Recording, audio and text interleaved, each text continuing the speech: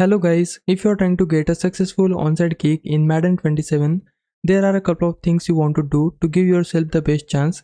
When the kickoff options appear, select onside kick by pressing Y on Xbox or triangle on PlayStation.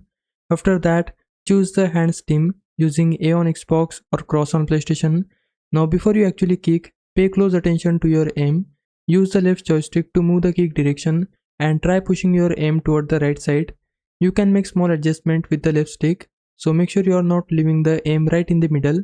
The goal here is to send the ball into an area where there aren't as many receiving players, giving the ball more room to bounce and giving your team a better shot at getting to it first. For the actual kick, switch over to the low kick by pressing LB on Xbox or L1 on PlayStation, then press A on Xbox or cross on PlayStation to kick the ball and let the kick meter go through its motion. You're looking for a low kick with an awkward bounce because that can make the ball more difficult for the receiving team to secure right away. Of course, keep in mind onside kicks are never guaranteed in Madden 27.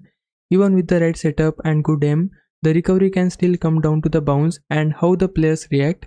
So just remember the basic setup, press Y or triangle for onside kick, select the hands team, use the left stick to aim toward the right side, switch to the low kick and then kick using A or cross.